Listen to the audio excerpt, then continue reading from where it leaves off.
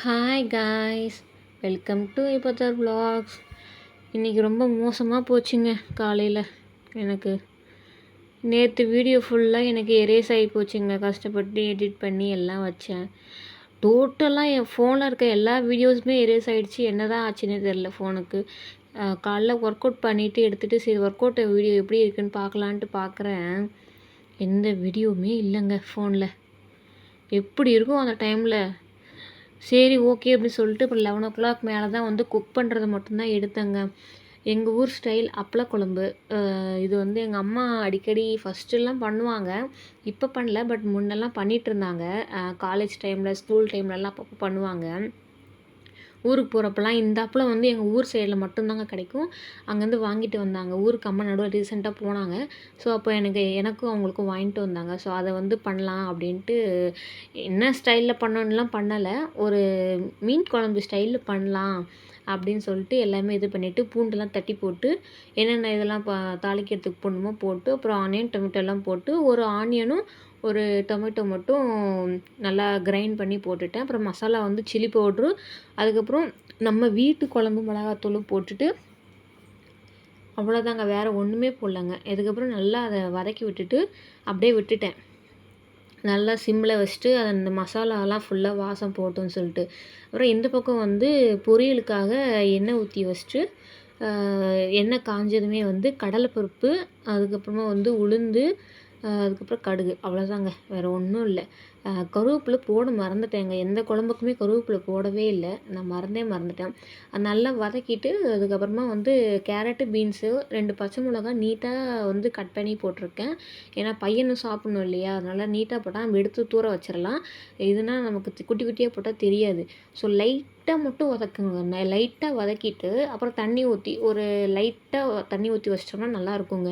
அப்படி தாங்க செய்யணும். அப்புறம் குழம்பு மசாலா லைட்டாக வாட போயிடுச்சு. அதுக்கப்புறமா வந்து புளியெலாம் கரைச்சி ஊற்றிட்டு நல்லா அதை ஒரு செகண்ட் கொதி வர மாதிரி விட்டுட்டு அதுக்கப்புறம் தண்ணி ஊற்றினேன். தேவையான அளவு தண்ணி ஊற்றிட்டு இந்த பக்கம் காயும் நல்லா வெந்துட்டு இருந்துச்சு.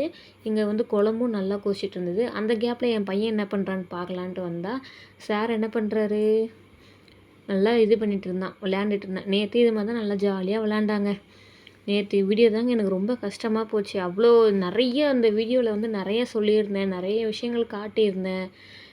அடுத்து என்னெல்லாம் பண்ண போகிறேங்கிறத வந்து நிறைய சொல்லியிருந்தேன். நிறைய காமெடிஸ் நிறைய இருந்ததுங்க இதில். அது எல்லாமே எனக்கு அவ்வளவும் நம்ம மெனக்கெட்டு பண்ணி அந்த ஒரு விஷயம் நம்மளால் எதுவுமே இது பண்ண முடியல, கை மீறி போயிடுச்சுன்னா எவ்வளோ கஷ்டமாக இருக்கும்.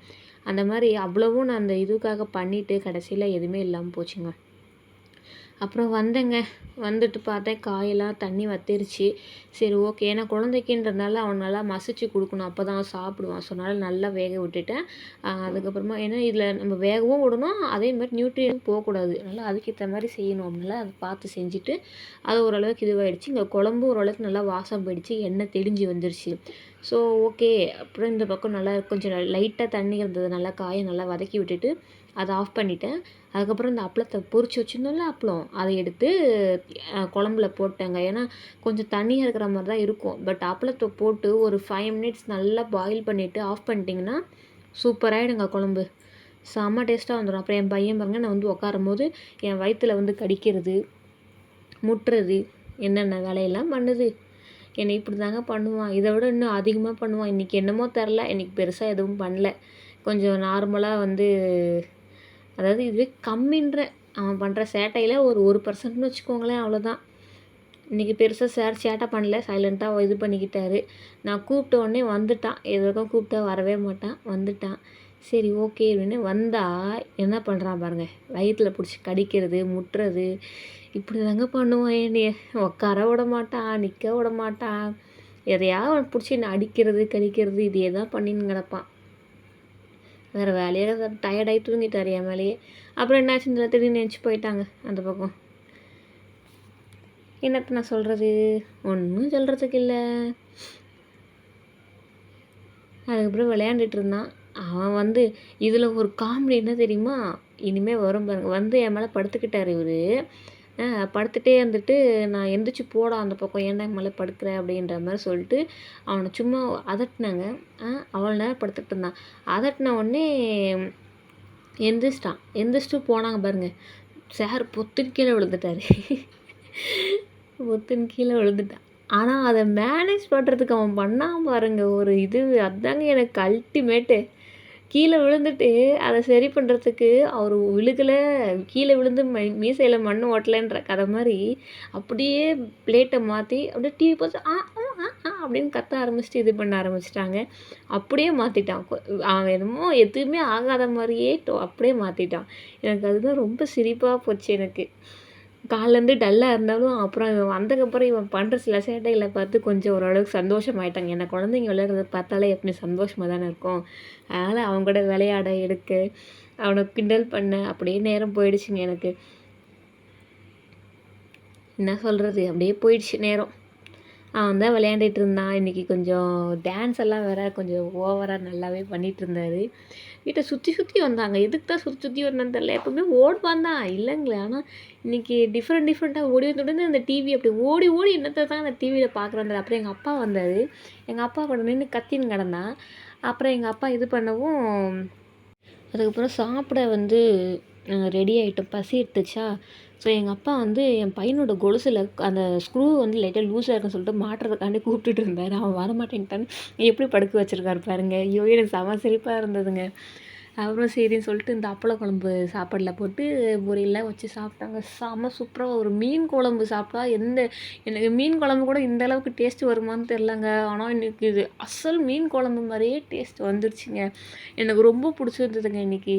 அதாவது நான் வேறு மாதிரி எதிர்பார்த்து நான் செஞ்சேன். நார்மலாக தான் செஞ்சேன். பட் ஆனால் அது வந்து மீன் குழம்பு மாதிரியே வந்துருச்சு. அந்த அப்பளம் வந்து சாப்பிடும்போது உப்பு கரிக்கிற மாதிரி இருக்குமா. பட் ஆனால் வந்து இது நல்லா இருந்துச்சுங்க. என் ஹஸ்பண்டை கேட்டேன். அவர் எனக்கு என்ன சொல்கிறதுனே தெரில. நல்லாயிருக்கு, ஆனால் எனக்கு வார்த்தையே வரலன்ற மாதிரி சொல்லிட்டாருங்க.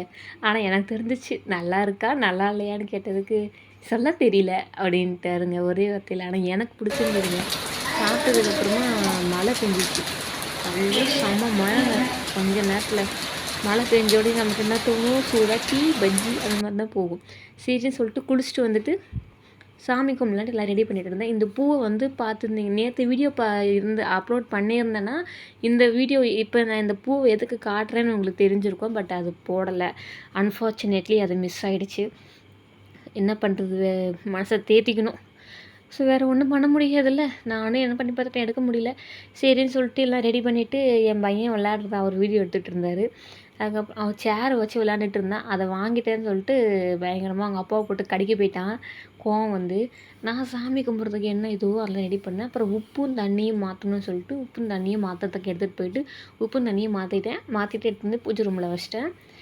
வச்சுட்டு அதுக்கப்புறமா ஊதுபத்திலாம் எப்பவுமே ஆஸ் யூஷுவல் சாமி கும்பிட்றது தாங்க. எல்லாமே சாமி கும்பிட்றது என்னவோ அதே ரொட்டீன் தான். சாமியெல்லாம் கும்பிட நடுவில் என் பையன் காமெடி பண்ணிகிட்டு இருந்தான். அதுக்கும் பதில் சொல்லிக்கிட்டு அப்படியே இது பண்ணிக்கிட்டு நான் பாட்டுக்கு ஏன்னா எனக்கு இன்றைக்கி கொஞ்சம் மனசு சரியில்லை. ஸோ அதனால கற்பூரம்லாம் காட்டி இந்த 3 மாதம் நான் கற்பூரம் காட்டக்கூடாது, இருந்தாலும் பரவாயில்ல அப்படின்னு சொல்லிட்டு இப்போ கற்பூரம் காட்டி கொஞ்சம் சாமி கும்பிடலான்ட்டு இது பண்ணிட்டு என் பையனும் இது பண்ணேன். அவன் பாருங்கள் பின்னாடியே பயந்துட்டு ஓடுறான். விபூதி பூசுறதுக்குள்ளே என் ஹஸ்பண்டில் டீ கொடுத்ததை வீடியோ எடுக்காமல் விட்டுட்டிங்களே, நான் கொண்டு வந்தேன் எவ்வளோ அழகாக கொண்டு வந்தேன், நீங்கள் வீடியோவே எடுக்கலை அப்படின்னோடனே அதையும் தாங்க வீடியோன்ற மாதிரி எடுத்துட்டாருங்க. அதுக்கப்புறமா வந்து சரின்னு பஜ்ஜி சாப்பிட்டோம். மழை பெஞ்சதில் இப்போ சூடாக பஜ்ஜி சாப்பிட்ணுமா, அதனால் எனக்கு ஆசையாக இருந்ததா நான் கேட்டேன், வாங்கிட்டு வந்தார். சரி சொல்லிட்டு என் பையனுக்கும் ஊட்டி விட்டு நானும் சாப்பிட்ருந்தேன்.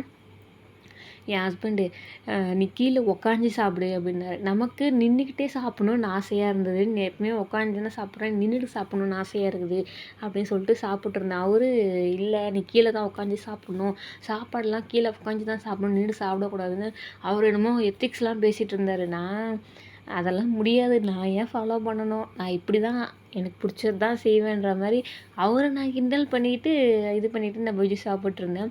அது கொஞ்சம் காமெடியாக போயிடுச்சு. கொஞ்சம் லைட்டாக ஏதோ மூமெண்ட்டு போடுறேன்னு சொல்லிட்டு கொஞ்சம் காமெடியெல்லாம் பண்ணிகிட்டு இருந்தேன். ஸோ அதெல்லாம் கண்டுக்காதீங்க. முடிஞ்சால் சிரிங்க, இல்லைன்னா விட்டுருங்க, கண்டுக்காதீங்க. ஓகேவா? சிரிப்பு தாங்க வருது எனக்கு. இதுக்கு என்ன சொல்கிறதுனே தெரியலங்க. அதுக்கப்புறம் சரின்னு சொல்லிட்டு பஜ்ஜிலாம் சாப்பிட்ருந்தேன். என் பையன் வந்து அவனுக்கு சரி ஊட்டலான்னு நடுவில் ஊட்டினேங்க. ஆனால் வாங்கவே இல்லை. எப்போ கரெக்டாக வீடியோ அவனை திரும்பும்போது அப்போ வாங்குறாங்க. திரும்ப வீடியோ மறைஞ்சிருச்சுன்னா வாங்க மாட்றான். இவன் 2வது பையன ஊட்டுறேன் பாருங்க எப்படி இது பண்ணுவான்ட்டு. அவங்க அப்பாவ கடிக்க போயிட்டாங்க. ஊட்டுனதுக்கு. அப்புறம் என்னன்னு தெரியல வாங்க அப்பா வாங்கு அப்படின்னோடனே வாங்கிட்டான். அப்போ சரி நானும் அவனும் ஓடி பிடிச்சி விளையாண்டுட்டு இருந்தோங்க வீட்டில்.